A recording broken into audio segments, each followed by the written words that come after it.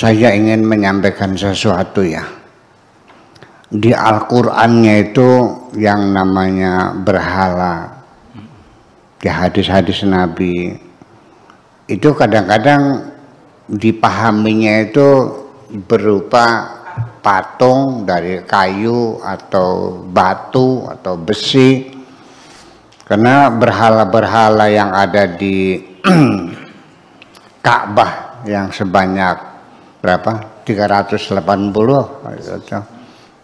itu macam-macam, ada yang dari tanah, ada yang dari batu, ada berhala dari kayu, dari besi, ada lagi berhala yang dibuat dari roti, ya, digotong-gotong sambil muter-muter di Ka'bah tuh, ya, mereka puja-puja segala macam. Nah, kalau sudah malam, larut malam, mereka lapar, dimakan rotinya tuh. Iya. Kita sering terfokus memahami berhala, kemusyrikan secara fisik, tetapi dalam diri kita terlalu banyak berhala itu.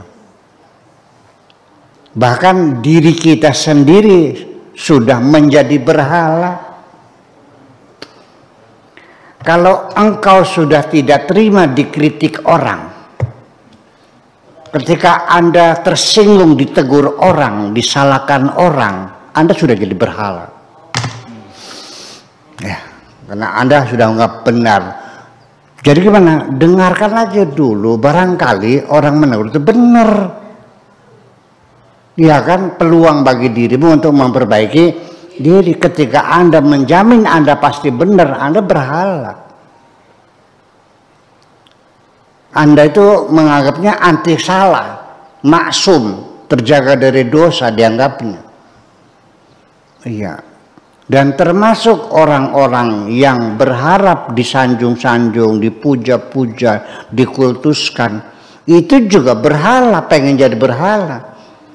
Maka ketika Anda itu mulai dikultuskan orang, banyak disanjung-sanjung orang, dipuja-puja orang, lama-lama Anda jadi berhala kok.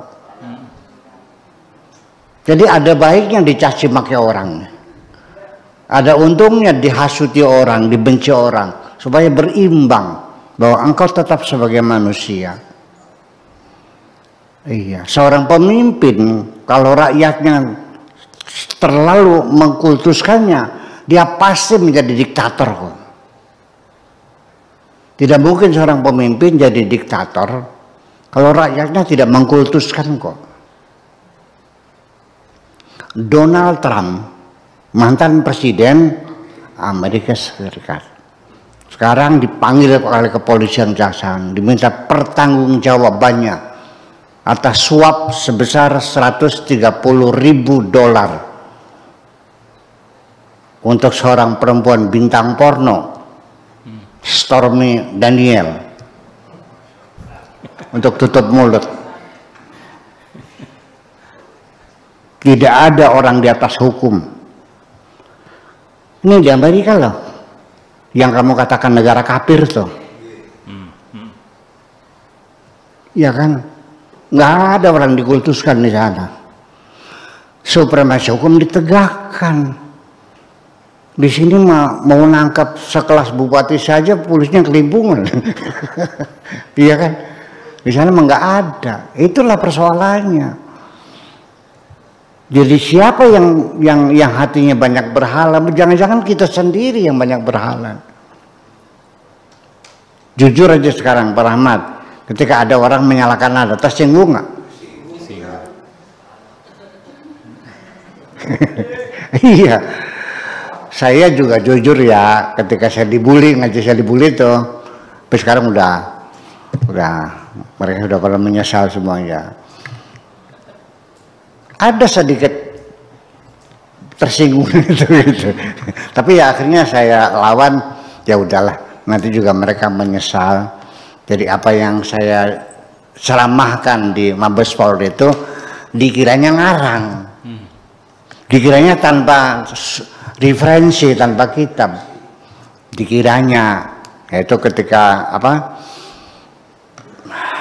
Nabi Muhammad melarang sahabatnya menghapus gambar Bunda Maria dan Nabi Yusuf itu, ini jangan dihapus gitu tuh. Dikiranya ngarang, apa itu ngawur itu, kayaknya nggak bener itu, gimana? Padahal di Tarikhul Islam ada, Zuharinya ada, di Akhbar Makkah Al-Waqidinya juga hadisnya ada, di Fathul Bari syarahnya Sahih Bukhari juga ada, banyak referensinya. Berarti mereka nggak baca kan? Dan saya kirimkan ke MUI, ke Sekjen MUI, ini referensinya, barangkali mereka belum baca. Makanya Anda jangan dulu berkomentar tentang sejarah kalau Anda belum baca semuanya itu. Jadi persoalannya kan. Saya tersinggung sama. Padahal saya sadar bahwa ini adalah pil juga bagi saya, obat juga. Ya kan begitu. Perlu berimbang. Ya. Tetapi sekalipun demikian, saya selalu berusaha untuk mendengarkan apapun kritikan orang, karena bagaimanapun, apalagi orang yang membenci saya itu lebih jujur mengoreksi kesalahan saya daripada kamu yang senang pada saya. Percaya nggak? Nah itu, makanya di dalam Al-Quran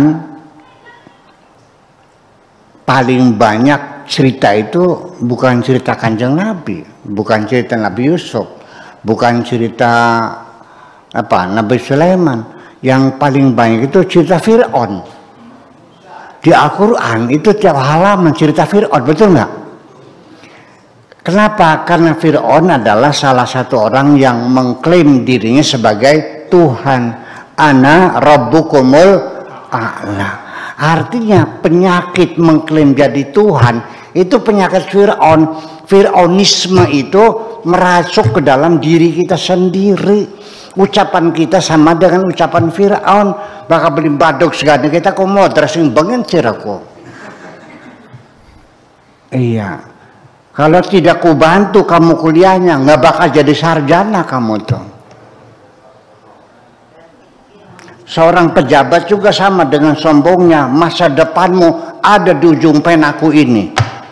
Mana ada manusia bisa menentukan masa depan manusia kecuali Allah. Kalau begitu dia mengklaim dirinya sebagai orang yang mengatakan masa depanmu ada di ujung pena. Tuhan bukan tuh? Mengklaim Tuhan enggak?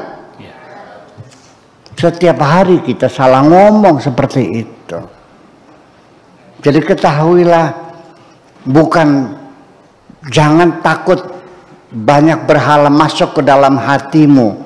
Yang paling kau takuti adalah dirimu sendiri yang bakal menjadi berhala.